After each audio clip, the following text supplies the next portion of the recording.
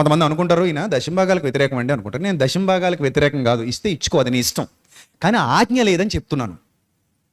నా పాయింట్ మీకు అర్థమైందా? నువ్వు 100 సంపాదించావు, 10 రూపాయలు నువ్వు దేవుని సన్నిధికి ఇవ్వాలనుకున్నావు, నీ ఇష్టం, అది ఇచ్చితే ఇచ్చుకో.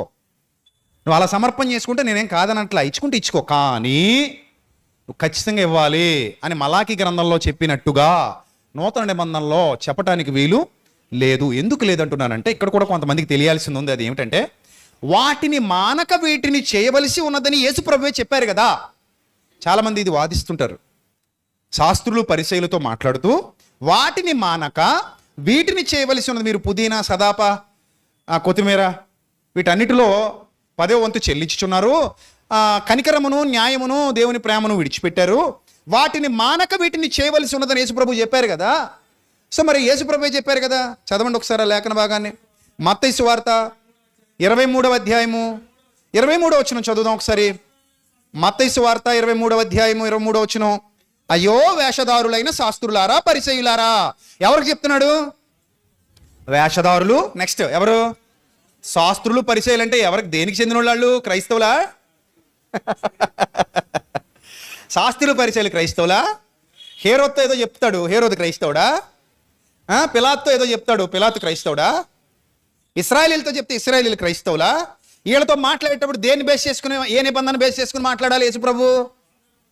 కామన్ సెన్స్ లేని వాళ్ళు ఏం ఆలోచిస్తారంటే, మత్తయి సువార్తలో, మార్కు సువార్తలో, లూకా సువార్తలో, యోహాను సువార్తలో చెప్పబడినవన్నీ కూడా, నా భాష అర్థం చేసుకోండి, అన్నీ కూడా క్రైస్తవులకు అనుకుంటారు. అన్నీ క్రైస్తవులకు కాదు. ఎందుకు కాదు అంటున్నానంటే, మత్తయి, మార్కు, లూకా, యోహాను వ్రాసే సమయానికి ఇంకా క్రొత్త నిబంధన స్టార్ట్ కాల. పాయింట్ అర్థమైందా? క్రొత్త నిబంధన చేయబడలా. క్రొత్త నిబంధన, ఇది నా రక్తము వలనైన క్రొత్త నిబంధన. This is the new testament. New testament, new లా, కొత్త చట్టం. కొత్త చట్టంలోకి వెళ్ళాక కొత్త చట్టం గురించి ప్రభు మాట్లాడతారు, అపోస్తలులు మాట్లాడతారు, పరిశుద్ధాత్ముడు మాట్లాడతాడు. ఇప్పుడు మరి పాత చట్టంలో, ధర్మశాస్త్రంలో ఉన్నప్పుడు ఇంకా అప్పటికి లా రాలా. అంటే యేసుప్రభు వారు అడపా కొన్ని సంగతులు చెప్తున్నారు అందరికీ ఆ లాకి సంబంధించి, కానీ పరిపూర్ణంగా ఒక లా ఇంకా బయలుదేరలా. మరి దేనిలో మాట్లాడాలి? ధర్మశాస్త్రంలో మాట్లాడాలి. ఎందులో నుంచి వచ్చాడు ఆయన? ధర్మశాస్త్రంలో నుంచి వచ్చాడు. ఏ గోత్రంలో నుంచి వచ్చాడు? యోధా గోత్రంలో నుంచి వచ్చాడు. ఏ నిబంధన చేయడానికి వచ్చాడు? కొత్త నిబంధన చేయడానికి వచ్చాడు.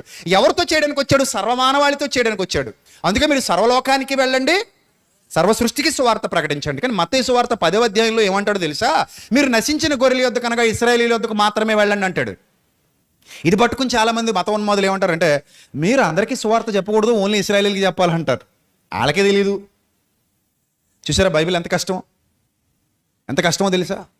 బైబిల్ బోధించడానికి ముందు దాదాపు ఒక 4-5 సంవత్సరాలు దీని మీద ఎంత స్ట్రెస్ భరించాను అనుకుంటున్నారు నాకే తెలుసు.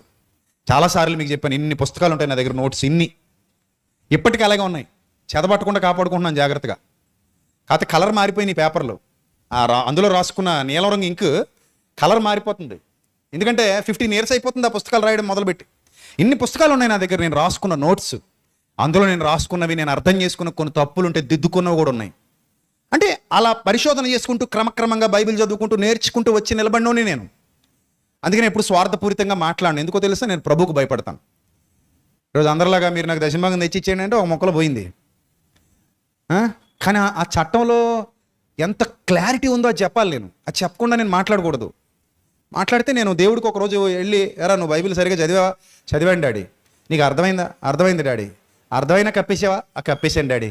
మరి ఎందుకు చేసేవారు అలాంటి పని అంటే, డాడీ దశంభాగం అడిగితే కొంచెం డబ్బులు ఎక్కువ అవుతున్నాయి డాడీ, మామూలుగా కానుకలు అంటే చాలా తక్కువ అవుతున్నాయి డాడీ, దాంతో మేము పరిచర్య చేయలేకపోతున్నాం డాడీ. అదే దశంభాగం అనుకో డాడీ, ఖచ్చితంగా 10,000 సంపాదించినోడు 1000 పట్టుకొస్తాడు, 1,00,000 సంపాదించేవాడు ఉంటే 10,000 పట్టుకొస్తాడు. ఎవడదైనా బాగుండి చేసే పని 10 లక్షలు సంపాదిస్తుంటే 1,00,000 పట్టుకొస్తాడు. బాగుంటుంది కదా డాడీ. అందుకని అట్లా చెప్పేసాను డాడీ. ఏదైనా నీ సేవకే వాడండి డాడీ అని సౌల్లాగా అన్నాను అనుకోండి. ఎందుకు తెచ్చావని అడిగాడు సమూయేలు. ఈ గొర్రెలు, మేకలు, ఈ పశువులు అరుస్తున్నాయి, ఎక్కడి నుంచి పట్టుకొచ్చారా అంటే, యెహోవాకు బలి ఇవ్వడానికి తెచ్చాను నేనంటే, అప్పుడు ప్రభు అన్నాడు, నువ్వు మాట వినాలి, బలులు అర్పించట కంటే మాట వినుట శ్రేష్టం అన్నాడు. దేవుని మీద ఆధారపడ్డాను, నాకు భయం లేదు, నా సేవ ఆయనే నడిపించుకుంటాడు. నేను 9 సంవత్సరాలుగా రాజమండ్రిలో సైట్ కొనాలని ప్రయాసపడుతున్నాను. ఎన్ని సంవత్సరాలు? ఇప్పుడు కొన్నాను. అది కూడా ఎకరాల వల్ల 9 సంవత్సరాల నుంచి. సో నేను నా తండ్రికి వదిలేశాను, ప్రభు నీ చిత్తం. అలాగని మన ఆరాధన ఏం ఆగలా, ఆరాధన ఆగలేదు. ప్రభు చిత్తం, ప్రభు దయ వల్ల ఎక్కడో చోట ఆరాధన నడుస్తుంది. సో ఇక్కడ అలాగే నడుస్తుంది, నాకు ఇబ్బంది లేదు. నేను వాక్యం పంచడంలో ఏమాత్రం వెనుకడుగు వేయలేదు. కొంతమంది ఇష్టపడవచ్చు, కొంతమంది ఇష్టపడకపోవచ్చు, I don't care anybody. But ఉన్నది ఉన్నట్టు నేను మాట్లాడాలి. ఇక్కడ శాస్త్రులు పరిసయ్యులతో చెబుతున్నటువంటి మాట మీరు జాగ్రత్తగా అర్థం చేసుకుంటే, ఇక్కడ విషయం ఏంటంటే, ఇప్పుడు వెంటనే తొందరపడిపోకండి. దేవుని సన్నిధికి ఇవ్వొద్దని నేను చెప్పట్లేదు, దేవుని సేవకుల్ని పోషించొద్దని నేను చెప్పట్లేదు, అది పాపం. అది ఎందుకంటే నూర్చెడి ఎద్దుమూతికి ఏం పెట్టొద్దని బైబిల్ చెప్పింది, శిఖం పెట్టొద్దు. నేను ఏది మాట్లాడుతున్నానంటే, you have a free will. You have a free will. What is that? What is the meaning of free will? అంటే నీకు దేవుడు పరిపూర్ణమైన స్వేచ్ఛ ఇచ్చాడు. సేవకుల్ని పోషించాల్సిన బాధ్యత నీ మీద ఉంది, నేను కాదని అన్ను. ఎందుకంటే సేవకుడు అంటే నిన్ను కాచే కాపరి, అతని కుటుంబం, అతని బాధ్యత నీదే. ఎందుకంటే ఆయన నీ టీచర్ కాబట్టి ఆయన బాధ్యత నీదే, రైటా? అలాగే ఆయన చేస్తున్న పరిచర్యకు సహకరించాల్సిన బాధ్యత కూడా నీదే. ఆ పరిచర్యలో నువ్వు కూడా వాడబడాలి. ఎందుకంటే రొట్టె ద్రాక్షరసం తీసుకుంటున్నామంటే ఆయన మరణమును మనం ఏం చేయాలి? ప్రచురించాలి. సువార్త ప్రకటించవలసిన భారము మన అందరి మీద మోపబడి ఉన్నది. ఆయన సన్నిధికి వచ్చినప్పుడు వట్టి చేతులతో రాకుండా ఆయన సన్నిధికి వస్తున్నాం కాబట్టి సేవా కార్యక్రమాల కోసం, పరిచర్య కోసం నా వంతు పాత్ర నేను పోషించాలి. కాబట్టి దేవుడు నీకిచ్చిన సామర్థ్యం కొలది నువ్వు దేవుని సన్నిధిలో వాడబడాలి తప్ప నీ మీద బలవంతం లేదు, బలవంత పెట్టడానికి ఎవరికి అధికారం లేదు. అది నీ ఫ్రీ విల్. అందుకే నేను చాలాసార్లు చెప్తాను, ఒకవేళ నువ్వు లేమిలో ఉంటే, నీకే తినడానికి తిండి లేకపోతే, నీ దగ్గరే డబ్బు లేకపోతే, నువ్వే అప్పుల పాలు అయిపోయి ఉంటే, దేవుని సన్నిధిలో కానుక సంచి నీ దగ్గరకు వచ్చినప్పుడు నువ్వు దయచేసి కానుక వేయొద్దు. నువ్వు వాక్యం విని వెళ్ళిపో. నీ పరిస్థితి మెరుగైన తర్వాత, నీ పరిస్థితి బాగుపడిన తర్వాత అందరితో పాటు ఆ పరిచర్యలో నువ్వు కూడా వాడబడదు కానీ, దేవునికి సాక్షిగా నిలబడదు కానీ అంతవరకు నువ్వు ఇబ్బందులు పడొద్దు. ఎందుకంటే నీ తండ్రి నిన్ను ప్రేమించేవాడు తప్ప నిన్ను పాడు చేసేవాడు కాదు. ఇప్పుడు నీకు 2 డౌట్లు వస్తాయి. సారిపతి విధవరాలు కళ్ళ ముందు తిరిగేస్తుంది, భేద విధవరాలు కూడా కళ్ళ ముందు తిరుగుతుంది. నేనేమి నిన్ను విడిచిపెట్టిన డౌట్లతో ఆ 2 కూడా చెప్పే ఇక్కడ నుంచి పంపిస్తా. ఫస్ట్ ఎక్కడున్నావు అక్కడికి వెళ్దాం, అలా ఉండనివ్వండి. సో ఇప్పుడు మీరు ఓ విషయం అర్థం చేసుకోండి. నేను దేవుని సంఘానికి ఇవ్వొద్దని నేను ఎప్పుడు చెప్తున్నానా? చెప్పట్లా. సేవకుల్ని పోషించొద్దని చెప్తున్నానా? చెప్పట్లా. సేవకుడు అంటే దేవుని తర్వాత మనకి ఉపాధ్యాయుడు. ఆయన సర్వోన్నతుడైన బోధకుడు. ఈ సేవకుడు ఆ బోధకుడి ద్వారా సత్యం చెప్పేవాడైతే, మాయల మరాఠీ అయితే నాకు సంబంధం లేదు, సత్యం చెప్పేవాడైతే ఆయన తర్వాత మనకు ఉపాధ్యాయుడిగా, బోధకుడుగా నియమించబడిన వాడు దేవుని సంఘ కాపరి. కాబట్టి సంఘ కాపరికి విలువనివ్వని సంఘం బాగుపడదు, జ్ఞానంలో ఎదగదు. టీచర్ని ప్రేమించని వాడు విద్య నేర్చుకోలేడు. వెళ్ళి టీచర్ వెనక్కి తిరగగానే రాయెట్టు కొడుతున్నాడు అనుకోండి, స్కూల్లో కూర్చున్న విద్యార్థి, ఆడికి ఇంకెప్పటికీ జ్ఞానం రాదు. నీకు జ్ఞానం రావాలి అంటే టీచర్ మీద గౌరవం ఉండాలి. అక్కడ వయసుతో సంబంధం లేదు. మా టీచర్కి తెల్లంటికలు ఉన్నాయా నల్లంటికలు ఉన్నాయా కాదు, అక్కడ వయసుతో సంబంధం లేదు. తిమోతి యవనస్తుడే, కానీ సంఘాన్ని బలంగా నడిపించినటువంటి యవనస్తుడు, రైట్? ఇప్పుడు మనం బైబిల్ గ్రంథాన్ని నిశ్చితంగా పరిశీలన చేస్తే, శాస్త్రులతో పరిసయ్యులతో యేసుప్రభు మాట్లాడుతున్నాడు. ఏం మాట్లాడుతున్నాడు? మీరు పుదీనాలోను, పుదీనా ఉందా మీ ఇంటి దగ్గర? పండుతుందా? నాకు చాలా ఇష్టం పుదీనా పచ్చడి అంటే, వాళ్ళకు కూడా ఇష్టం. పండుతుందా పుదీనా? లేదుగా, పక్కన పెట్టేయండి. కొనుక్కుంటున్నాం కదా పుదీనా, మనం ఏం చేస్తాం? కొనుక్కుంటాం. అందే అందరికీ నచ్చదు. మళ్ళీ అది గ్రీన్ టీలో, ఇంకేవో రకరకాల టీస్లో వాడతారు, చాలా మంచిది ఆరోగ్యానికి, రైట్? పుదీనాలోను సోంపు, సోంపు తర్వాత ఇంకోటి ఏంటమ్మా? జీలకర్ర వాడుతున్నారు ఇళ్లలో. వాడపోతే ఎట్ట కుదురుద్ది? కూరలన్నింటిలో జీలకర్ర వాడతాం కదా. పుదీనా, సోపు, జీలకర్ర ఇందులో ఇస్తున్నారు దశంభాగం. అంటే అర్థం ఏంటి? 10 పుదీనా కట్టలు ఉంటే మందిరంలో ఒక కట్ట తెస్తున్నారు. సోంపు, కుంచుడు సోంపు ఉంటే అందులో తవ్వేటి నీ మొహం, కుంచుడులో 10వ తవ్వేట అవుతుంది. 4 తవలో కుంచుడు అనుకోండి, 8 తవలో కుంచుడు. అబ్బా మా లెక్కలు రావనుకున్నా. సో అందులో 10% అంటే సోంపులో. తర్వాత నెక్స్ట్ ఏంటి? జీలకర్ర. జీలకర్ర ఓ 10 బస్తాలు ఉన్నాయి, 10 కేజీలు ఉందనుకో, పోనీ 1 కేజీ పట్టుకొస్తున్నారు వీళ్ళు. ఎక్కడికి? మలాకీ గ్రంథంలో చెప్పినట్టు నా మందిరములో ఏముండునట్లు, నా మందిరములో ఏముండునట్లు? డబ్బుల కట్టలు ఉండునట్లు కాదు, నా మందిరంలో ఏముండునట్లు? ఆహారం ఉండునట్లు. Right word, right words. You have to follow the right way. అర్థమవుతుందా? మనం ఖచ్చితంగా అది రైట్ వేలోనే అర్థం చేసుకోవాలి దేవుని వాక్యాన్ని. నా మందిరంలో ఏముండునట్లు? ఆహారం ఉండునట్లు. నీ 10వ భాగం అంతా తెచ్చేసి నన్ను అడుగు, అప్పుడు ఆకాశపు వాకిట్లు విప్పుతానని మలాకీ గ్రంథంలో వాళ్ళకి చెప్పాడు.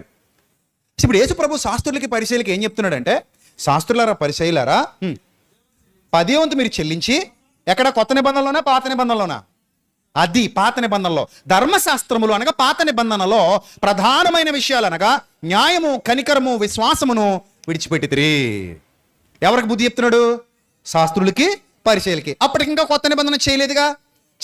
అప్పుడు ఏమంటారు? ఇంకా భూమి మీద కొత్త నిబంధన రాలేదుగా, సర్వసత్యాన్ని ఇంకా పరలోకంలో ఓపెన్ చేయలేదు కాబట్టి ఏమంటున్నాడంటే, వాటిని మానక వీటిని చేయవలసి ఉన్నది.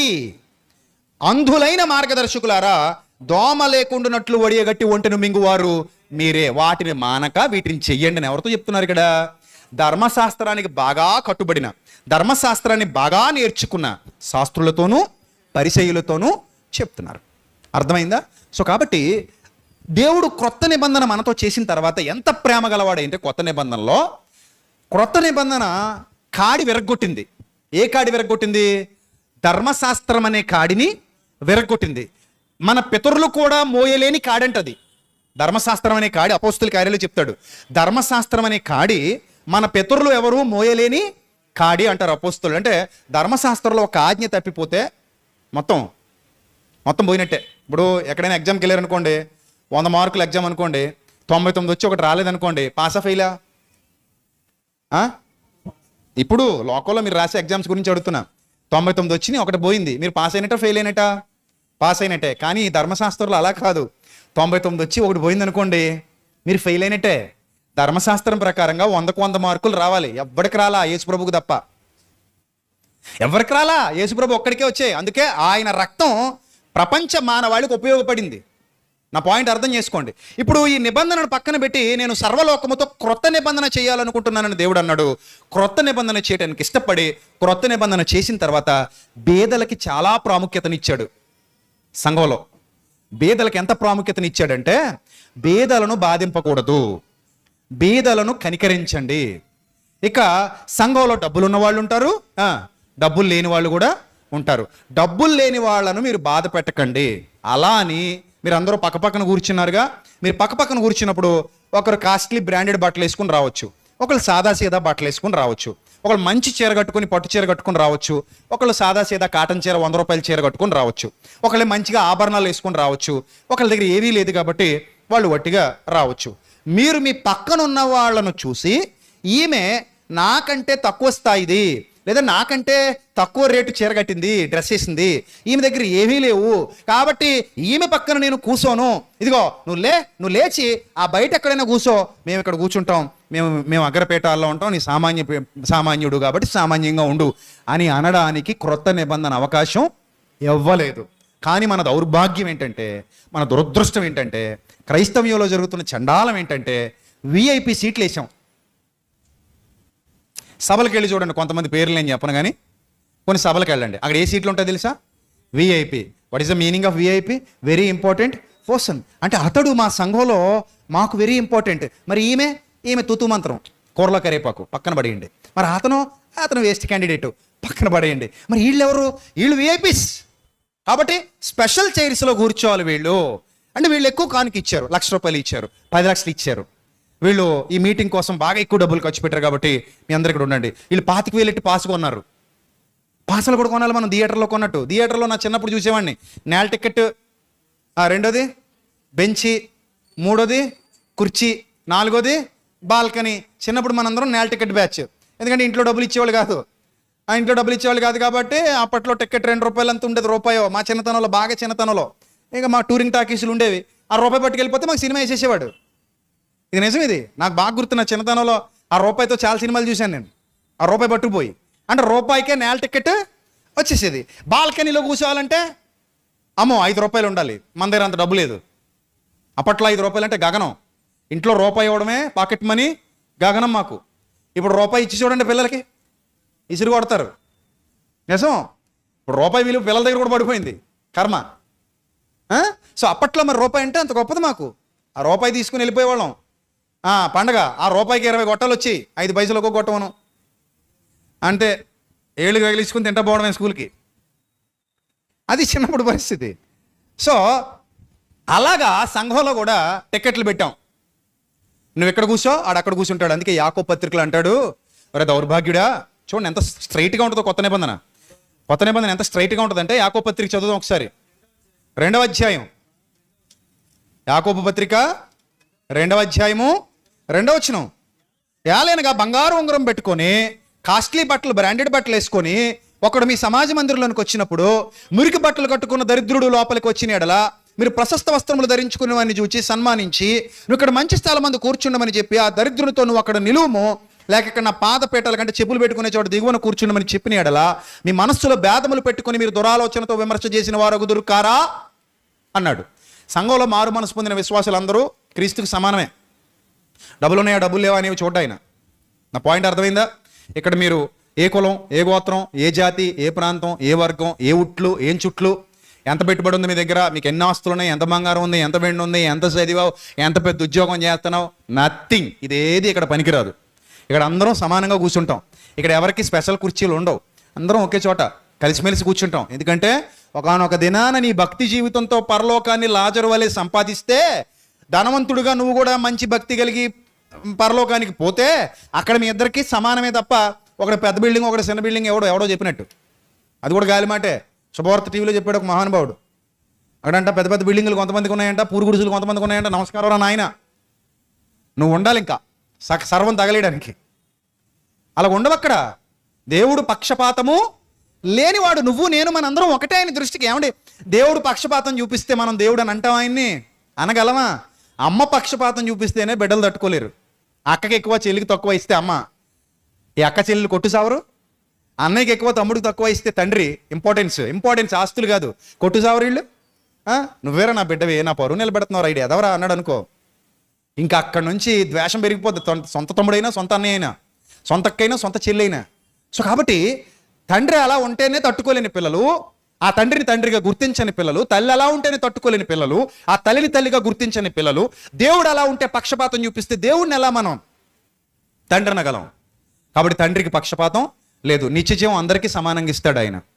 ఆయన ఇచ్చేది నువ్వు చేసే పనిని బట్టి నీకు అధికమైన ఆనందాన్ని ఇస్తాడు, అధికమైన ఆశీర్వాదాన్ని ఇస్తాడు. అది నీ పని మీద ఆధారపడి ఉంటుంది. అంతే తప్ప ఆయనకు స్వార్థం లేదు. ఎప్పుడొచ్చినా ఒకటే కూలిచ్చాడంట. ఎంత మంచి దేవుడో చూడండి. పొద్దునొచ్చినా అదే కూలిచ్చాడు, మధ్యాహ్నం వచ్చినా అదే కూలిచ్చాడు, సాయంకాలం వచ్చినా అదే కూలిచ్చాడు. నన్ను చూసి మీరు ఎందుకు కడుపు మంట పడుతున్నారు అంటాడు. అందరినీ సమానంగా ప్రేమిస్తున్నాడు ఆయన. ఆయనకి పక్షపాతం లేదు. క్రియలను బట్టి తీర్పు తీరుస్తున్నాడు. రైట్. సో ఇక్కడ మీరు గమనిస్తే క్రొత్త నిబంధన బేదల్ని చాలా ప్రేమగా చూసింది. అందుకే కొత్త నిబంధనలో యాకోబు పత్రికలు ఏమంటాడు తెలుసా? బేదలను కనికరించండి అంటాడు. బేదలను కనికరించి వాడు ఎవరికి అప్పిస్తున్నాడు అంటాడు? పాత నిబంధనలో యెహోవాకు అప్పిస్తాడు అంటాడు డైరెక్ట్. అంటే అక్కడి నుంచి చెప్పుకుంటూ వస్తున్నాడు, బేదలను కనికరించండి. ఒకవేళ ఎవడైనా వస్త్రహీనుడు నీకు కనబడితే ఏమివ్వండి? వస్త్రం ఇవ్వండి. ఎవడైనా ఆకలితో నీ గుమ్మం ముందుకు వస్తే వాడికి ఏం పెట్టండి? అన్నం పెట్టండి. ఎవడైనా చలికి వణుకుతుంటే ఏం చేయండి? రగ్గివ్వండి. సో నీ చేతనైనది వాళ్ళకి చెయ్యి. అంటే హ్యుమానిటీ నేర్పించాడు, జాలి నేర్పించాడు, దయ నేర్పించాడు, కనికరం నేర్పించాడు, ప్రేమ నేర్పించాడు. ఇవన్నీ నేర్పించాడు తప్ప ఎక్కడా కూడా హెచ్చుతగ్గులు చూపించలేదు దేవుడు. మరి ఇప్పుడు సంఘం విషయానికి వద్దాం. సంఘంలో నేను డైరెక్ట్గా అడుగుతున్నాను, నా బోధ జాగ్రత్తగా అర్థం చేసుకోండి, కన్ఫ్యూజ్ అవ్వకండి. నేను డైరెక్ట్గా అడుగుతున్నాను, మీలో బేదలు ఉన్నారు ఎవరో, బాగా అప్పుల పాలైపోయింది మీ కుటుంబం, మీకు తినడానికి తిండి లేదు, చాలా ఇబ్బందులు పడుతున్నారు. దేవుని సన్నిధికి వచ్చి ప్రార్థన చేసుకుందామని వచ్చారు. ఛార్జీలకే డబ్బులు లేకుండా వచ్చారు మీరు ఇక్కడికి. ఇప్పుడు మీ దగ్గర ఒక 100 రూపాయలు ఉన్నాయి. ఆ 100తో వెళ్తూ మీ పిల్లలకి ఏదో సరుకులు కొనుక్కుని వెళ్దాం, ఏదైనా టిఫిన్ పట్టుకెళ్దాం, ఈ పూటకి తింటారని అనుకుంటున్నారు. ఇప్పుడు నేను మీకు సారిపతి విధవరాలు స్టోరీ చెప్తా. ఏమనంటే, సారిపతి విధవరాల దగ్గరికి ఏలియా వెళ్ళాడు. ఆమె లేమిలో ఉంది, ఆ పిండి ఏదో తక్కువ ఉందంట. ఒక మొదటి అప్పం చేసి నాకు పెడితే నీ పిండి పిసుకు తొట్టే నూనె బుడ్డే ఇంకెప్పటికీ అవ్వవు. సో కాబట్టి ఆ 100 ఇక్కడ వేసేయి అని చెప్పా. నువ్వు ఆ కథ విని, ఆ జరిగిన చరిత్ర విని ఆ 100 ఇక్కడ వేసేసి పోయావు. ఇప్పుడు నీకు నెక్స్ట్ ఏం జరగాలి? ఏం చేయాలి చెప్పు మరి? ఎంత దొరకాలి ఇప్పుడు? ఆ 100కే నీ అప్పులు తీరిపోయేంత దొరకాలి, నీ పిల్లలు కరువు తీరేంత భోజనం తీస్తుంటే వస్తుండాలి. అక్కడ బస్తాల పిండి దొరకలా. అద్భుతం. పాయింట్ అర్థం చేసుకో. బస్తాల పిండి దొరకలా. అదే పిండి తీస్తుంటే మళ్ళీ అంతే వస్తుంది. 1/2 కేజీ తీస్తే 10 కేజీలు రావట్లా. ఎంత వస్తుంది? అర కేజీ తీస్తే అర కేజీ వస్తుంది. నూనె 2 డొక్కులు తీస్తే మళ్ళీ 2 డొక్కుల నూనె అందులో ఉంటుంది తప్ప 100 కేజీల నూనె రావట్లా. పాయింట్ అర్థమైందా? ఇది వాడుకునే వాళ్ళు కొంచెం వివేకంతో వాడుకోవాలి. ఎవరైనా నాకులాంటి వాళ్ళు వచ్చి ప్రశ్నించారనుకో, బొర్రలో పడిపోతారు. నేను నీకు 100 వేసాను, ఇప్పుడు నా దగ్గర 100 ఏది మరి అని అడిగితే ఏం చేస్తావు? 100 వేసాను నేను, మరి ఇప్పుడు ఇందులో ఏముండాలి? 100 ఉండాలి. మళ్ళీ తీస్తే మళ్ళీ ఏముండాలి? 100 ఉండాలి. ఇంకా అంతకుమించి సోచి చెప్పుకో. 1,00,000 ఉండాలి అనుకో. నువ్వు దాన్ని ప్రామాణికంగా తీసుకుంటే 100 తీస్తే నీ దగ్గర ఎంత ఉండాలి? 100 ఉండాలి. ఇప్పుడు నేనేమంటానంటే, నేనేమైనా ఏలియానా? నేనేమైనా కరువులో ఉన్నానా? నాకేమైనా తిండిలేదా?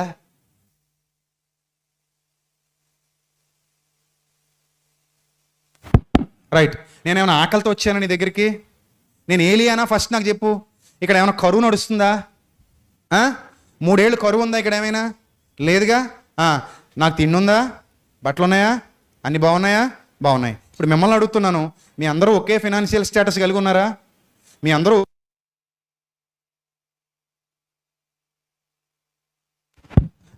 ఒకే విధమైన ఫైనాన్షియల్ స్టేటస్ కలిగి లేరు. కొంతమంది దగ్గర ఎక్కువ ఉన్నది, కొంతమంది దగ్గర తక్కువ ఉంది. కొంతమందికి ఎక్కువ జీతాలు, కొంతమందికి తక్కువ జీతాలు. కొంతమందికి ఎక్కువ సంపాదన, మరి కొంతమందికి తక్కువ సంపాదన. ఇప్పుడు ఇది సంఘం. అక్కడ సారెపత్తు విధవరాలి పరిస్థితి గురించి మీరు ఆలోచన చేస్తే, ఇక్కడ కూడా ఒక వండర్ఫుల్ పాయింట్ చెప్తాను, మిస్ అవ్వకండి. ఒకసారి వెళ్ళిపోదాం అక్కడికి. ఎక్కడికి వెళ్ళిపోదాం?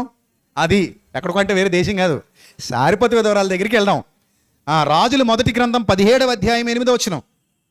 రాజుల మొదటి గ్రంథం 17వ అధ్యాయం 8వ వచనం.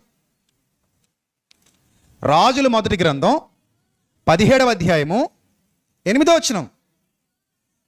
అంతటి యెహోవా వాక్కు అతనికి ప్రత్యక్షమై ఇలాగు సెలవిచ్చెను, నేను సీదోను పట్టణ సంబంధమైన సారెపతను ఊరికి పోయి అచ్చట ఉండుము. నీవు నిన్ను పోషించుటకు అచ్చటున్న ఒక విధవరాలికి నేను సెలవిచ్చేశాను. ఏమిచ్చాను? సెలవిచ్చాను అంటే దేవుడు చెప్పాడా అంటే ఇచ్చేయమని ఎవరికి చెప్పాడు? ఆమెకు ఆల్రెడీ దేవుడు చెప్పాడు. ఇది ప్రత్యక్షంగా జరిగిన క్రియ, అందరికీ ఆపాదించకూడదు. అక్కడ 3 ఏండ్ల నుండి కరువు నడుస్తుంది. కరువులో పాపం తినడానికి తిండిలేదు. ఇంకో పాయింట్ చెప్పనా? లూకాసు వార్త 4వ అధ్యాయం 26వ వచనం. మళ్ళీ అక్కడికి వెళ్దాం. లూకాసు వార్త 4వ అధ్యాయం 26వ వచనం. లూకాసు వార్త 4వ అధ్యాయం 26వ వచనం. ఏలియా దినములు యందు 3 ఏండ్ల ఎన్ని నెలలట? 6 నెలలు, అంటే 3.5 సంవత్సరాల కరువది. ఏలియా దినములు యందు 3 ఏండ్ల 6 నెలలు ఆకాశము మూయబడి దేశమంతటా గొప్ప కరువు సంభవించినప్పుడు ఇశ్రాయేలులో అనేక మంది విధవరాండ్రుండినను. అంటే చాలా మంది విధవరాండ్రకు దేవుడు ఏం పెట్టలేదు? చెప్పండి అమ్మా, ఏం పెట్టలేదు? భోజనం పెట్టలేదు. చాలా మంది విధవరాండ్రు ఉండినను ఏలియా సీదోనులోని సారెపతు అను ఊరిలో ఉన్న ఒక విధవరాలి యొద్దకే గాని మరి ఎవరి యొద్దకు పంపబడలేదు. ఆమె ఒక్కదానికే. ఆమె కూడా ఇశ్రాయేలీయురాలు కాదు, సారెపతునూరులోను సీదోను పట్టణానికి సంబంధించిన ఆవిడ. ఎందుకు? అరే ఇశ్రాయేలీయులారా, మీరు నా పిల్లలని మిమ్మల్ని హక్కును చేర్చుకున్నాను, మీకు బుద్ధి లేదు గనుక ఉగ్రతకు ప్రతిరూపంగా మీ మీద కరువు వచ్చింది. అక్కడున్న విధవరాలను నేను పోషిస్తా, మిమ్మల్ని మాత్రం పోషించను. ఎందుకు మమ్మల్ని పోషించలేదు? మీరు నా మాట వినరు కాబట్టి. ఆవిడ ఎందుకు పోషిస్తే? ఆవిడ మా మాట వింటుంది కాబట్టి. నాకు పక్షపాతం లేదు. ఏ దేశంలో, ఏ ప్రాంతంలో, ఏ జాతిలో నన్ను సేవించేవాడు ఉంటాడో వాళ్లను నేను ప్రేమిస్తాను. నాకు మనుషులందరూ ఒక్కటే అని పాత నిబంధనలోనే చూపించాడు దేవుడు. ఆ కిందనే నయమాను సందర్భం ఉంటుంది. ఇశ్రాయేలులో చాలా మంది కుష్ఠరోగులు ఉండినను ఎవరిని దేవుడు స్వస్థపరచలేదంట. ఎక్కడికి వెళ్ళి స్వస్థ చేశాడు? నయమానుకు స్వస్థ చేశాడు. నయమాను ఇశ్రాయేలీయుడు కాదు, సిరియా దేశస్థుడు. కాబట్టి దేవుడు పక్షపాతము చూపువాడు కాడు. ఇప్పుడు ఈ రెఫరెన్స్ వాడుకుని నేను సంఘంలో చెప్తే ఏమన్నా బాగుందా? సారెపత్తు విధవరాలు చూడండి, ఇప్పుడు చూద్దాం, అక్కడికి వెళ్దాం. ఆమె నిన్ను పోషించుటకు అచ్చటున్న ఒక విధవరాలికి నేను ఏం చేశాను? సెలవిచ్చాను. నేను సెలవిచ్చాను కాబట్టి ఆవిడకి పెడతది వెళ్ళు. నేను సెలవిచ్చాను, వెళ్ళు. ఎందుకు? నీకు తిండిలేదు. 3.5 సంవత్సరాల కరువు. ఇదంతా ఇనపరేక అయిపోయింది. భూమి పండడం మానేసింది. ఇనప పెనంలా తయారైంది భూమి, రేకు పెనంలాగా. అందులో ఇంక పంటలు పండేలా లేవు. పైన ఆకాశం మూయబడింది, వర్షం లేదు, భూమి పండట్లేదు, ఎవరికి తిండిలేదు. అలాంటి టైంలో నువ్వు ఆ సారెపత్తు విధవరాల దగ్గరికి వెళ్ళి నేను ఆమెకి చెప్పా. ఎవరి గురించి చెప్పా? విజయప్రసాద్ రెడ్డి గురించి కాదు, మరి ఎవరి గురించి? ఏలియా గురించి చెప్పా. సో ఏలియా ఎక్కడికి వెళ్ళాలి ఇప్పుడు? సారెపత్తు విధవరాల దగ్గరికి వెళ్ళాలి. ఆమె దగ్గర ఏముంది? కొంచెం పిండి, కొంచెం నూనె ఈ రోజుకి తిని చచ్చిపోదామని ఆవిడ అనుకుంటుంది, పిల్లలకు పెట్టేసి. అప్పుడు దేవుడు ఏం చేశాడంటే ఈయన పంపిస్తే ఆమె ముందు నీళ్ళు తెమ్మంటే నీళ్ళు తెచ్చింది. నీళ్ళు తేబోతుండగా మళ్ళీ పిలిచి అన్నాడు, నాకు రొట్టె ముక్కను నీ చేత్తో పట్టుకురా అన్నాడు. అందుకమే నీ దేవుడని యెహోవా జీవంతో తొట్టిలో పట్టెడు పిండే ఉందని చెప్పింది. పెట్టనట్లా, పట్టెడు పిండే ఉంది. పట్టెడు పిండి అంటే నువ్వు అనుకున్నంత రొట్టె అయితే రాదని చెప్పడం ఆమె ఉద్దేశం. ఎందుకంటే దేవుడు ఆల్రెడీ చెప్పేశాడు పెట్టమని. దేవుడు ఆల్రెడీ చెప్పేశాడు, నా సేవకుడు వస్తాడు, నీ దగ్గరికే వస్తాడు, నేను పంపుతున్నా, నీకు సెలవిచ్చా, నువ్వు నా సేవకుడికి ఏం పెట్టు, భోజనం పెట్టు. దేవుడు చెప్పాక చేసింది. చెప్పకపోతే ఆవిడ ఉద్దేశం ఏంటి, ఈ రోజుకి తినేసి చచ్చిపోదాం అనుకుంటుంది అంతే. చెప్పకపోతే ఏలియాకి పెట్టదు, చెప్పాడు కాబట్టి పెట్టింది. ఈ సందర్భాన్ని అలాగే తీసుకుంటే దేవుడు నీకు కూడా చెప్పాలి, అమ్మ విజయప్రసాద్ రెడ్డి అనేవాడు వస్తాడు నీ దగ్గరికి, మంచి ఆకలితో వస్తాడు, 3 ఏళ్ళ నుంచి తిండిలేదు పాపం, ఆడికి బక్కసిక్కిపోయి ఉన్నాడు, నీకు కూడా తినలేదు, ముందు ఆడికి ఒక అప్పం చేసి పెట్టాయి, ఆ తర్వాత చూసుకుందాం, నేను నీకు అది ఇస్తా ఇది ఇస్తా అని చెప్పలా, నువ్వు పెట్టంతే, నా మాట విని నా సేవకుడు వస్తాడు పెట్టేయి, తర్వాత చూద్దాం, నీ గొడవ ఏంటో తర్వాత చూస్తాను, ముందు పెట్టేయి, నా మాటకు విధేయత చూపించు, తర్వాత నీ పరిస్థితి ఏంటో నేను చూస్తా అని చెప్పేశాడు. సరే, ఆమెకు సెలవు ఇవ్వబడింది కాబట్టి పెట్టింది. పెడితే అప్పుడు రొట్టె ముక్క దేమంటే నీ చేతిలో తీసుకో, అందుకు ఆమె నీ దేవుడని యెహోవా జీవముతోడు తొట్టిలో పట్టెడు పిండియు బుడ్డిలో కొంచెం నూనె నా యొద్ద ఉన్నవే కానీ అప్పం ఒకటైనను లేదు.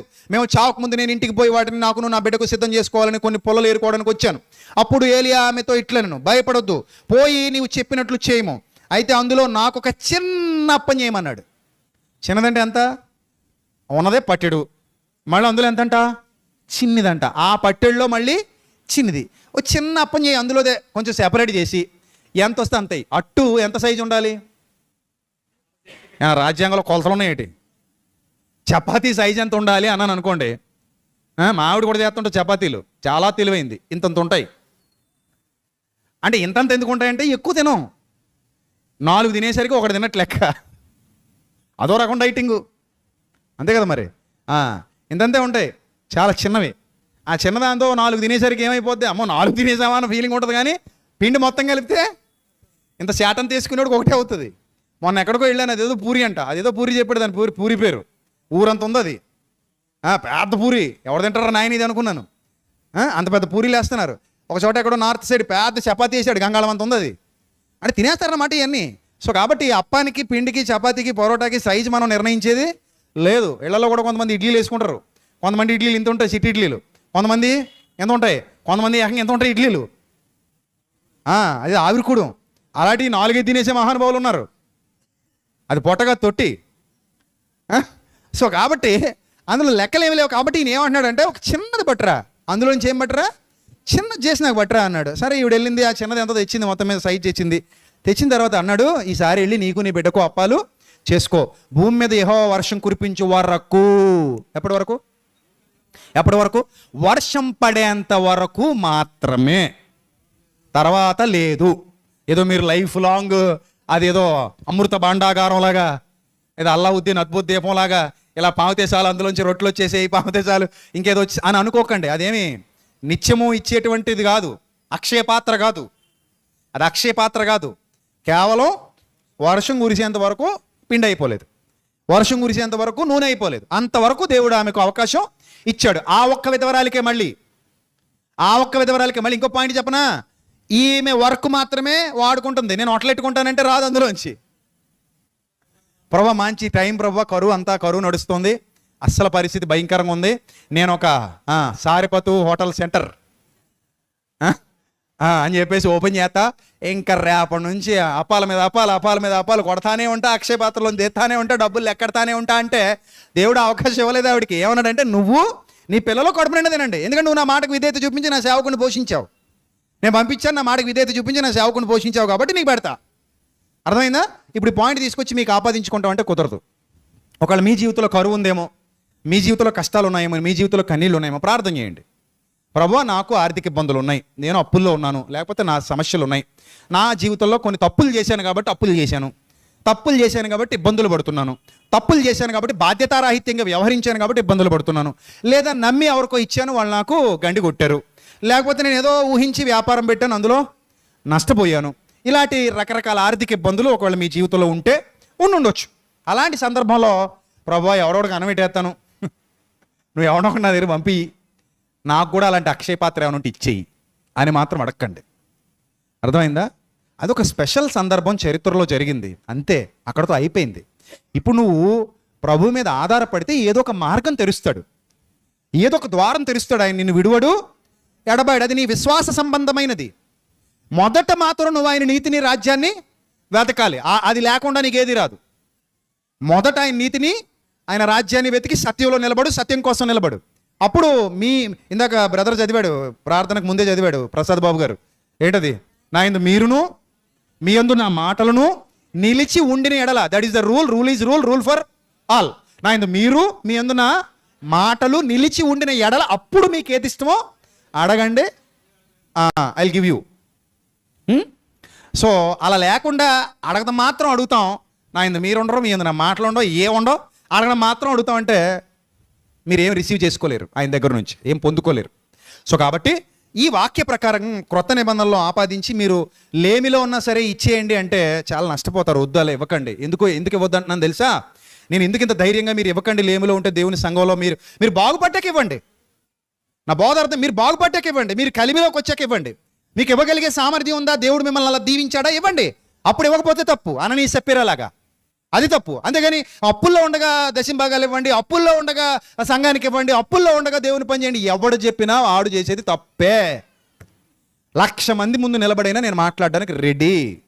వాళ్ళు ధనాపేక్షను కప్పిపెట్టే వేషాన్ని వినియోగిస్తూ బేదల్ని బాధిస్తున్నారు. బేదల్ని బాధిస్తే యేసు రక్తం ఒప్పుకోదు, ఎందుకంటే ఆయన అంత క్రూరుడు కాదు. నా దేవుడు ప్రేమ గలవాడు, నా దేవుడు జాలి గలవాడు, నా దేవుడు పరిస్థితుల్ని అర్థం చేసుకునేవాడు. నాకే తినడానికి లేదు, నేను ఎలా ఇవ్వగలను ప్రభువా?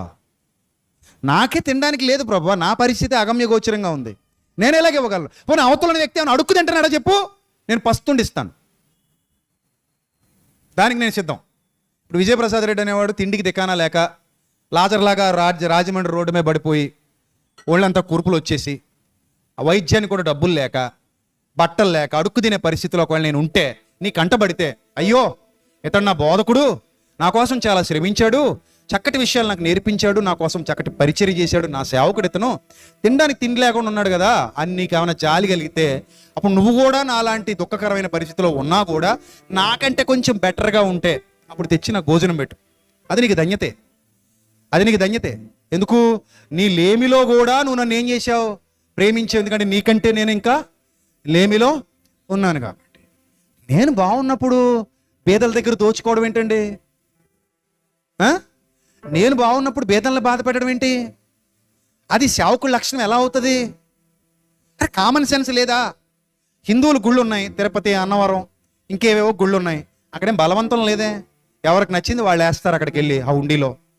ఇస్లాం వారికి మసీదులు ఉన్నాయి, నమాజ్ చేసుకుంటారు, వాళ్ళకేం బలవంతం లేదే, వాళ్ళకి నచ్చింది వాళ్ళు వేస్తారు, వాళ్ళ కలిమిలో నుండి వాళ్ళు ఇస్తారు. ఇప్పుడు తిరుపతి హుండీలో బంగారు కిరీటాలు వేసేవాళ్ళు ఉంటారు, అదే తిరుపతి హుండీలో చిల్లరేసే వాళ్ళు కూడా ఉంటారు, అక్కడేమో నిర్బంధం లేదు. అలాగే మసీదుకి వెళ్ళినప్పుడు ఆ మసీదులో వాళ్ళకు కలిగినంతలో బాగా డబ్బులున్న ఇస్లాం వారు ముస్లిమ్స్ ఉంటారు, పేదలైన ముస్లింలు కూడా ఉన్నారు. పేదలైన ముస్లింలు నమాజ్ చేసుకొచ్చేస్తారు, మసీదులు ఏమి ఇవ్వలేరు. బాగా డబ్బులున్న ముస్లింలు మసీదుకి ఇస్తారు, అవసరమైతే మసీదుని కట్టించిస్తారు, వాళ్ళకి ఆ సామర్థ్యం ఉంది కాబట్టి. మరి అలాగే క్రైస్తవ్యంలో కూడా పేదలు ఉన్నారు, ధనవంతులు ఉన్నారు. ఇద్దరు ఉన్నారు లేదా చెప్పండి? ఇక్కడ పేదలు ధనవంతులు ఉన్నారు లేదా? ప్రతి సంఘంలో పేదలు ధనవంతులు ఉంటారా ఉండరా? ఉంటారు కదా. మరి అప్పుడు ఏం చేయాలనే ప్రశ్న మీకు వస్తే వేద విధవరాల దగ్గరికి వెళ్ళకండి, నేనే తీసుకెళ్తాను మిమ్మల్ని అక్కడికి. దానికంటే ముందు తిమోతి పత్రిక రండి. తిమోతికి రాసిన పత్రిక, మొదటి పత్రిక 6వ అధ్యాయము 17వ వచనం చదవండి. తిమోతికి రాసిన మొదటి పత్రిక 6వ అధ్యాయము 17వ వచనం. ఇహమందు ధనవంతులైన వారు, సంఘంలోని బిడ్డలకు చెప్తున్నాడు. ఇక్కడ ఉన్న బిడ్డలందరికీ గుర్తుపెట్టుకోండి, మీలో ఎవరైనా బాగా ధనం ఉన్న వాళ్ళు ఉన్నారా? బాగా ఎక్కువ డబ్బులు సంపాదించుకున్న వాళ్ళు ఉన్నారా?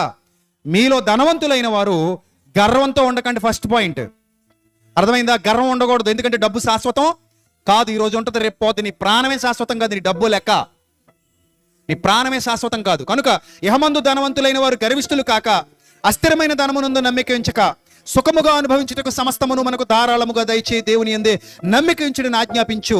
వారు వాస్తవమైన జీవమును సంపాదించుకునే నిమిత్తం రాబో కాలమునకు మంచి పునాది తమ కొరకు వేసుకొనిచ్చు. సంఘంలో ఉన్న ధనవంతులందరూ గుర్తుపెట్టుకోవాలి, మేలు చేయవారుగా మీరు ఉండాలట. సంఘంలో ధనవంతులు ఎవరికి? పేదలకి. సత్కార్యాలు చేయవారుగా మీరు ఉండాలంట. సంఘంలో ధనవంతులకు అప్పగిస్తున్నాడు ఈ బాధ్యత, పేదలకు కాదు. మేలు చేయండి, సత్క్రియలను ధనం గలవారు, ఔదార్యం ఇచ్చే గుణం కలిగి ఉండండి అన్నాడు. ఔదార్యం అంటే అర్థం ఏంటి? ఇవ్వడం, గివింగ్. ఆ నేచర్ ఉండాలి మీకు, ఇచ్చే గుణం ఉండాలి, ఔదార్యం ఉండాలి. ఔదార్యం గలవారు తమ ధనములో ఇతరులకు పాలిచ్చేవారు. ఒకవేళ మన సంఘంలో ఎవరైనా పేదోడు అన్నం లేకుండా ఉంటే డబ్బులు ఉన్నోడు అన్నం పెడదాం. నిర్బంధం చేయకూడదు, తప్పు. వాడి దగ్గర దోచుకోవడం ఏంటంటే తప్పు. నీ దగ్గర ఫుల్గా డబ్బులు పెట్టుకుని లేనోడి దగ్గర పిండుకోవడం ఏంటి? దౌర్భాగ్యుడా అని దేవుడు అంటాడు ఒకరోజు. అది బోధకుడైనా విశ్వాసైనా. ఇతర విశ్వాసాలకు చెందిన వాళ్ళే అంత నియమ నిబద్ధత కలిగి ఉంటే క్రైస్తవులుగా, క్రీస్తు ప్రేమ కలిగిన వారంగా, ప్రాణమిచ్చాడు నా కోసం యేసుక్రీస్తు అని చెప్పుకుంటున్న వారంగా హీనాతిహీనంగా బ్రతికితే వాళ్ళు నవ్విపోరు. సోడి పేదలను బాధించేవాడు క్రైస్తవుడు కాదు, పేదలను బాధించేవాడు సేవకుడు కాదు, పేదలను బాధించేవాడు విశ్వాసి కూడా కాదు. సో మీలో ఎవరైనా పేదలు ఉంటే మీలో ఉన్న ధనవంతులు వాళ్ళని ఆదుకోవాలి. సువార్త కార్యక్రమం చేస్తున్నాం, పేదలు ఉన్నారు, ఇవ్వలేరు, వాళ్ళ దగ్గర లేవు, ఉంటే వాళ్ళకు ఉన్నంతలో ఇస్తారు. అది 100 కావచ్చు, 10 కావచ్చు, 1000 కావచ్చు, 10,000 కావచ్చు, వాళ్ళ సామర్థ్యం మేరకు ఇస్తారు. ఇంత దగ్గర లక్షలు ఉన్నాయి అనుకుందాం, దగ్గర కోట్లు ఉన్నాయి అనుకుందాం. అప్పుడు ఎవడు ఎక్కువ ఆ కార్యక్రమానికి ఖర్చు పెట్టాలి? ప్రభు లెక్కల్లో ఎవడెక్కువ ఖర్చు పెట్టాలి ఆ సేవా కార్యక్రమానికి? కోట్లు ఉన్నోడు, లక్షలు ఉన్నోడు ఖర్చు పెట్టాలి. ఈ 100 ఉన్నోడిని 1000 ఉన్నోడి దగ్గర పిండేస్తే ఎలా కుదురుతుంది? వాడి సామర్థ్యం కొలది వాడిస్తాడు. అందుకే క్రొత్త నిబంధన ఫ్రీ విల్ అని చెప్పింది. క్రొత్త నిబంధన నీ 10వ భాగం ఇచ్చే అని బలవంతం చేయలా, ఫ్రీ విల్. ఎంతగా చెప్పిందంటే క్రొత్త నిబంధన కొరింథీయులకు రాసిన మొదటి పత్రిక 9వ అధ్యాయము, రెండవ పత్రిక, కొరింథీయులకు రాసిన 2వ పత్రిక 9వ అధ్యాయం. దీన్ని కూడా వక్రీకరిస్తారు కొంతమంది, జాగ్రత్తగా చూసుకోండి. 7వ వచనం, 9:7. సనుగుకోవద్దు, బలవంతంగా ఇవ్వద్దు. బాగా అర్థం చేసుకోండి. సనుక్కోవడానికి లేదంట, బలవంతం కాదంట. ఎందుకంటే ప్రేమ ఉన్న చోట సనుక్కోవడం అనేది ఉండదు, బలవంతం అనేది ప్రేమ ఉన్న చోట ఉండదు. దేవుణ్ణి నిజంగా ప్రేమించేవాడు హృదయపూర్వకంగా ఇస్తాడు. ఎందుకంటే నేను దేవుని ప్రేమిస్తున్నాను, ఆయన మీద నాకు ప్రేమ, ఆయనే నాకు సమస్తాన్ని ఇస్తున్నాడని నమ్ముతున్నాను. కానీ నేను హృదయపూర్వకంగా ఇస్తాను, దేవునికి ఇచ్చేది శ్రేష్టంగా ఇస్తాను. ఆయన నేను చీపుగా చూడను, ఆయన పనిని నేను చీపుగా చూడను. ఆయన నాకు బాధ్యత ఇచ్చాడు, రొట్టె ద్రాక్షరసం తీసుకుంటున్నామంటే ఆయన మరణాన్ని ఏం చేయాలి? ప్రచురించాలి. రైట్, తర్వాత చదువు. హృదయంలో నిశ్చయించుకున్న ప్రకారం ఇవ్వాలన్నాడు దేవుడు. ఎలాగా? హృదయంలో నిశ్చయం అన్నాడు. దీని ఏమంటారంటే, దీన్ని ఆ హృదయంలో నిశ్చయించుకున్న అన్న పాయింట్ లేపేస్తారు కొంతమంది. ఆ పాయింట్ లేపేసి ఏమంటారు? సనుక్కోకుండా, బలవంతం ఏమీ లేకుండా అడిగింది ఇచ్చేయమంటారు. లేదు, దేవుడికి ఉత్సాహంగా ఇచ్చేయి. దేవుడికి ఉత్సాహంగా ఇచ్చే కరెక్టే, కానీ నీ హృదయంలో ఏం చేయాలి? నిశ్చయించుకో, ప్రభువా నువ్వు నాకు ఇంత ఇచ్చావు, ఇందులో నుండి నేను ఇంత ఇవ్వాలనుకుంటున్నాను. అది నీ ఇష్టం, బలవంతం లేదు అక్కడ. దేవుడికి నీకు మధ్య జరిగే ఒప్పందం అది సేవా కార్యక్రమం, సత్కార్యం, మంచి పని, దేవుని పని, సువార్త పని, నీ ఇష్టం. అది ఫ్రీ విల్. క్రైస్తవులందరికీ ఫ్రీ విల్ ఉంది. ఇది చాలా మందికి నచ్చకపోవచ్చు ఈ బోధ, నన్ను తిట్టుకోవచ్చు రేపటి నుంచి. బట్ నా తండ్రికి నచ్చితే చాలు. నా తండ్రి పేదల పక్షపాతి, వాళ్ళ దగ్గర దోచుకోడు. ఇప్పుడు కొంతమంది ఏమంటారంటే ఈ మాట, దేవుడు ఉత్సాహముగా ఇచ్చువానిని ప్రేమించును అన్నాడు. నిజంగానే ప్రేమిస్తాడు ఆయన.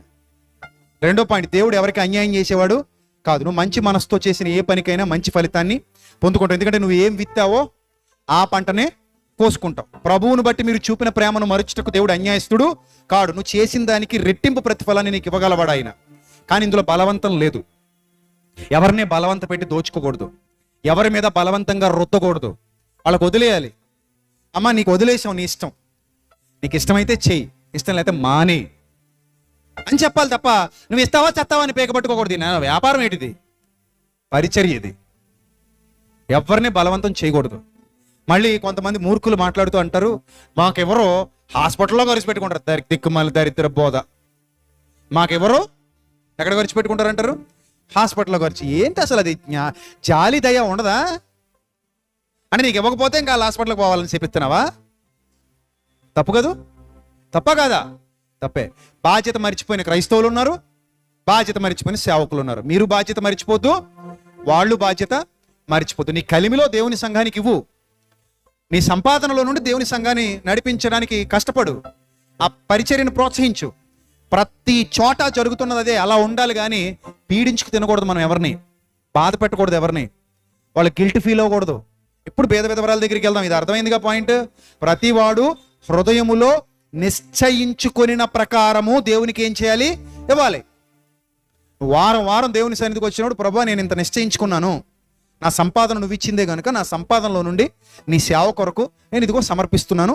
నేను ప్రకటించలేను, ప్రకటించే వారిని పంపించే గుంపులో ఉంటాను. నేను చేయలేను కాబట్టి సహకారుల యొక్క పేర్లు ఎక్కడున్నాయి? జీవగ్రంథం మందు వ్రాయబడ్డాయి కనుక నేను సహకరించే గుంపులో ఉంటాను అని చెప్పి నువ్వు దేవుని పరిచర్యకి నీ కలిమిలో నుండి నువ్వు నీ సామర్థ్యము కొలది దేవుని పని చేయాలి, దేవుని సేవ చేయాలి. అందుకని ఆయన మీటింగ్లు పెట్టుకుంటాడు. నాకెందుకు లేని కూర్చుంటే అది మంచి పద్ధతి కాదు. ఎవరు కలిగినోడు, లేనోడు ఎలాగూ చేయలేడు. కాబట్టి నేను ఇంకో మాట కూడా చెప్తాను సెమినార్ టైంలో. ఒకవేళ నీ దగ్గర ఏమీ లేదా, సత్తు ఉందిగా, వచ్చి పని చేయి. దగ్గర ఏమీ లేదు, సత్తు ఉందా? ఉంది, వచ్చి పని చేయి. నేను భోజనం పెడతా, మేమందరం కలిసి నీ భోజనం పెడతాం, నువ్వు వచ్చి భోజనం చేయి, చక్క పని చేయి. వచ్చిన వాళ్ళకి పరిచర్య చేయి. టెంట్లు వేస్తావా, టెంట్లు వేయి. లేకపోతే ఇంకో వంట చేస్తావా, వంటది.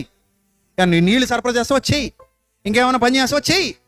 నువ్వు పని చేయవచ్చి, రూపాయి ఇవ్వక్కర్లా, నీ దగ్గర ఏమీ లేదు కాబట్టి నేను భోజనం పెడతా నీకు. అది కదా క్రీస్తు ప్రేమ. అతనికి హ్యాపీగా ఉంటుంది. నేనేమి ఇవ్వలేకపోయాను ప్రభువా, కాబట్టి ఏం చేస్తున్నాను, వచ్చి పరిచర్యలో అయినా వాడబడుతున్నాను ప్రభువా అనుకుంటాడు. సో అందరినీ అన్ని విధాలా ప్రేమించి దేవుణ్ణి నమ్ముకొని ఎందుకు దారుణంగా వాళ్ళని బాధ పెట్టాలి? ఎందుకు భేదాలను దోచుకోవాలి? ఎందుకు భేదాలని వేధించాలి? మొన్న మధ్య ఒక చిన్న రీల్ వచ్చింది బయటికి. ఎంతమంది బాధపడిపోయారో. 15 లక్షల మంది ఏమో చూశారు ఆ రీల్ ఇన్స్టాగ్రామ్లో. చాలా మంది బాధపడిపోయారు. ఇదేంటి ఎలా చెప్తున్నాడని. నేను నిజం చెప్తాను, ఇప్పుడు అబద్ధాలు చెప్పను, ఉంటే ఉన్నదనే చెప్తాను.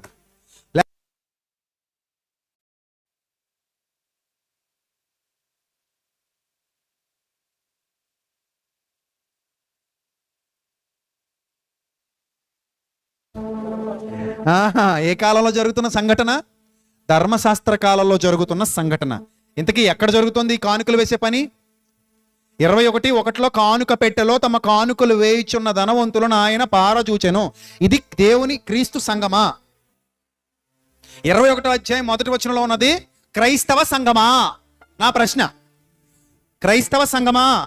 ధర్మశాస్త్ర సమాజ మందిరమా? ఈ క్లారిటీ లేకుండా ఎలా బతికేస్తున్నారు మరి? ఇదే మందిరం ధర్మశాస్త్రానికి సంబంధించిన సమాజ మందిరం, ఇశ్రాయేలీయులది, క్రైస్తవులది కాదు ఇది. ఆయన కూడా యూదుడు కనుక వాళ్ళకి బుద్ధి చెప్పడానికి అక్కడికి వెళ్ళాడు. వాళ్ళకి బుద్ధి చెప్పడానికి అక్కడికి వెళ్ళి ఏమన్నాడు? ధనవంతులందరినీ పారచూచాడు. ఇప్పుడు ఈ ధనవంతులతో పాటు ఒక భేద విధవరాలు వచ్చింది. ఆమె అందులో 2 కాసులు వేయిచుండగా చూచి, ఈ భేద విధవరాలు అందరికంటే ఎక్కువ వేసినని మీతో నిజముగా చెప్పుచున్నాను. ఈ మాట ఎందుకన్నాడు? యేసుప్రభు ఏదైనా ఊరికే చెప్తాడా?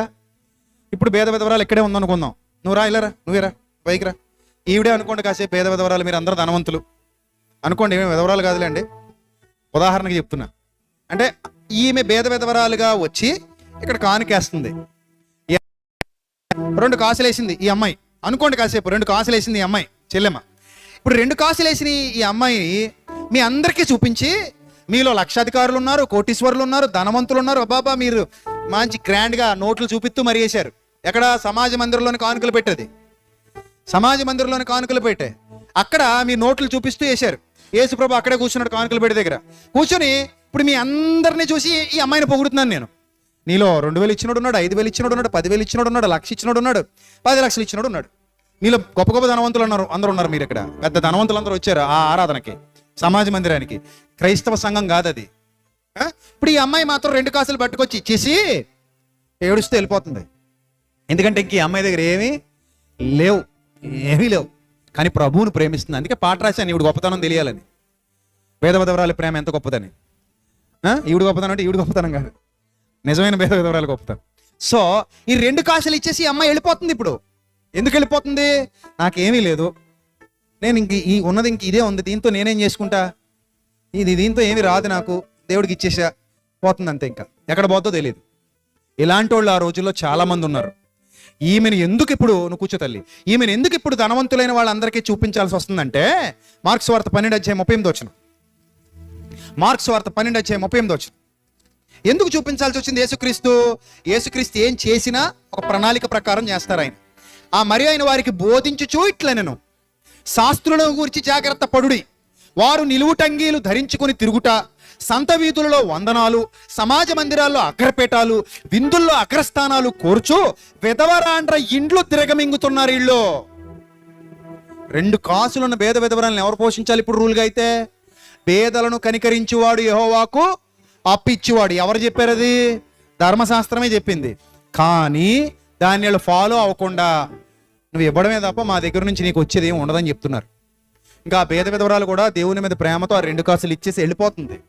ఇప్పుడు ఏముంది, ఆవిడికి తినడానికి ఏమీ లేదు, బతకడానికి నాన్న వాళ్ళు లేరు, రేపు పొద్దున ఆకలికి ఏమైపోద్ది?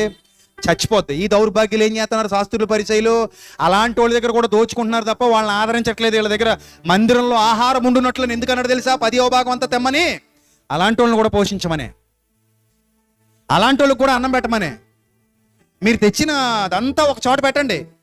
అది జీలకర్ర, పుదీనా, సదాప, సోంపు, లేదా గోధుమలు, గొడ్లు, ఏమైనా గొర్రెలు ఏమైనా కానీ పెట్టండి, మందిరంలో పెట్టండి. 10వ వంతు అంతా తెచ్చి మందిరంలో పెట్టండి. అందులోదే లేవీలు తినాలి, అందులోదే విధవరాలు తినాలి, అందులోదే ఇలాంటి పేదలు తినాలి, అందులోదే అనాథ పిల్లలు తినాలి. అది రూల్ ఉంది పాత నిబంధనలో. ఆ రూల్ అతిక్రమించి ఇలా ఆవిడకి ఏం సాయం చేయలేదు కాబట్టి ఆ రోజు పని కట్టుకుని వెళ్ళి అక్కడ కూర్చున్నాడు. ఆయన కూర్చున్నాడంటే వీళ్ళకి వాతలు వేయడానికే, ఆయన కూర్చున్నాడంటే వీళ్ళకి బుద్ధి చెప్పడానికి. వీళ్ళు కూర్చుని మరీ బుద్ధి చెప్పాడు.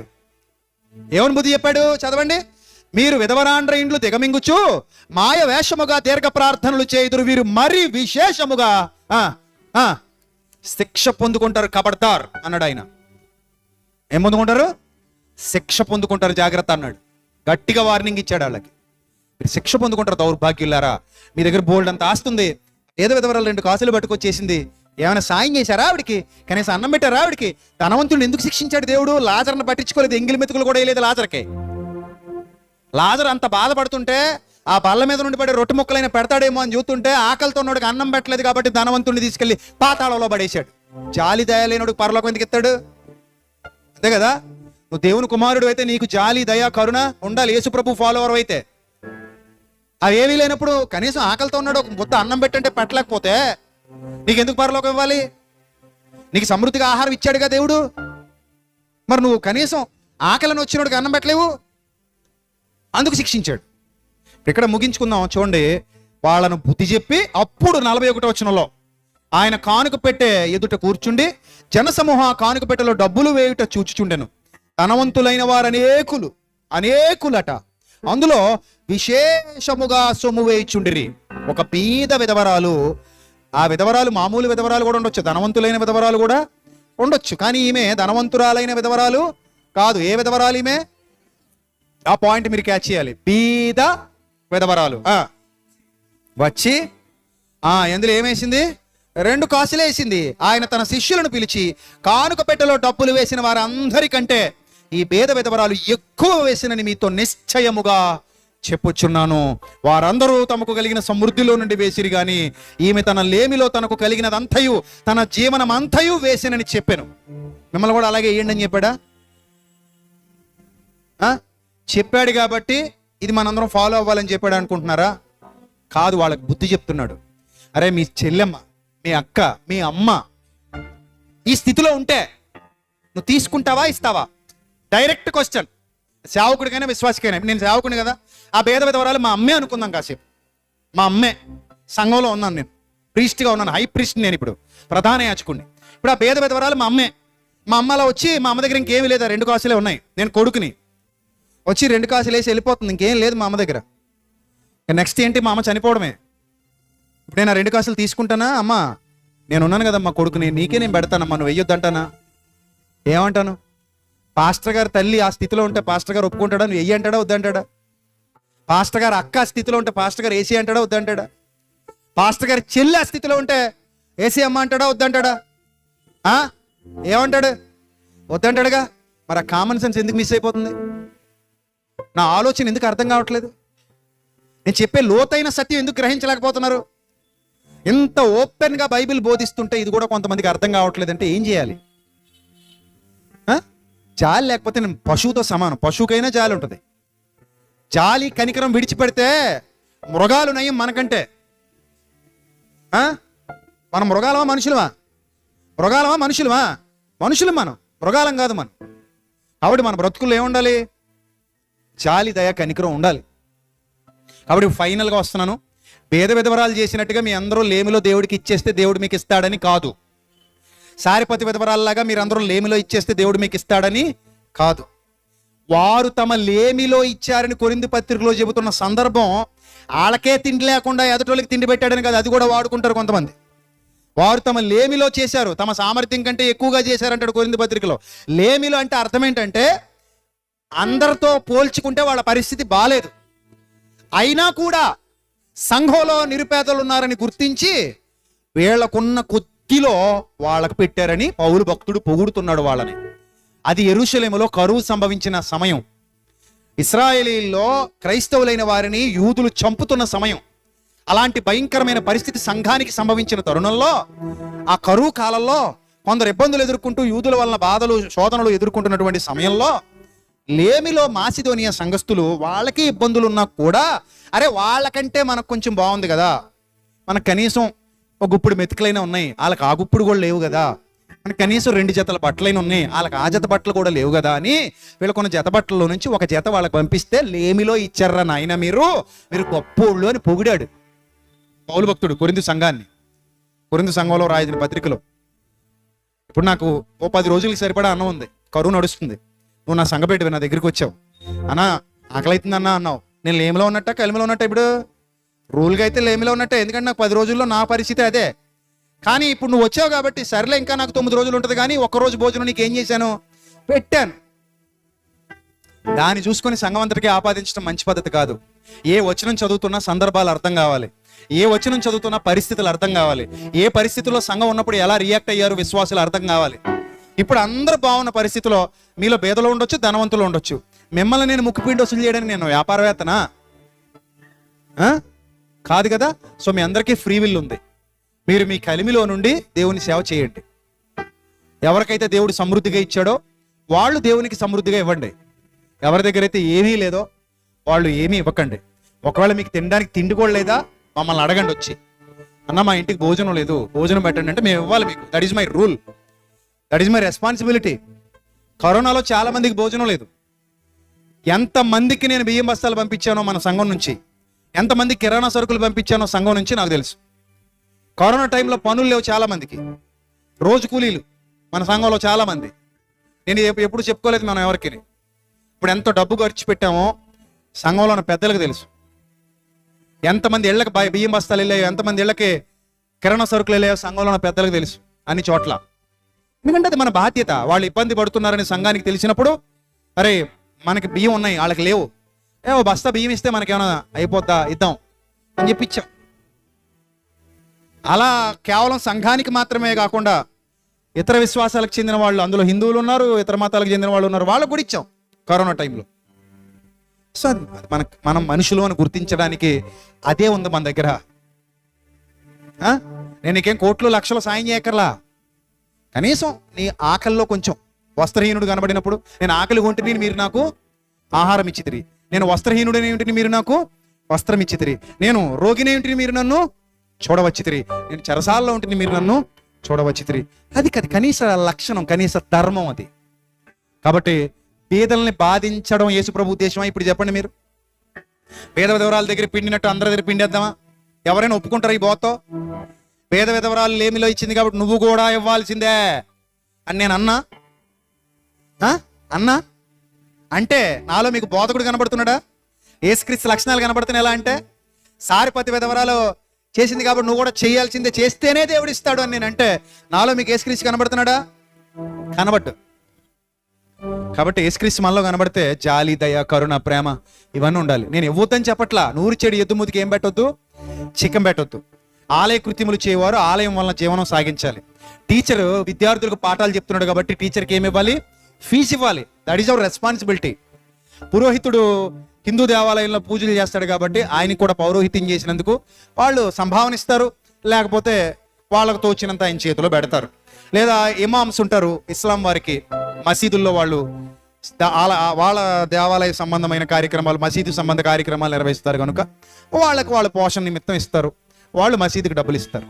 So in the same sense క్రైస్తవులు కూడా సంఘంలో సేవకుడు మీకోసం పరిచర్య చేస్తున్నాడు, అతనికి జీవన సంబంధమైన ఏ విధి విధానాలు లేకుండా మీ పరిచర్యలో వాడబడుతుంటే మీరు అతన్ని ప్రోత్సహించాలి, పోషించాలి. ఆ బాధ్యత మీరు తీసుకోవాలి.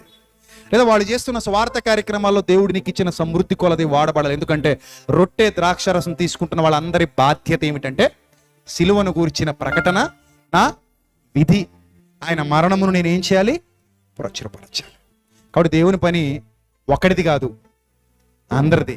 ఇప్పుడు నా శరీరం ఉంది, ఒక పని చేస్తున్నప్పుడు చేయి మాత్రమే వెళ్ళి బాడీ అక్కడ కుర్చీలో కూర్చుంటే ఏమైనా బాగుంటుందా? కుదురుతా పోని?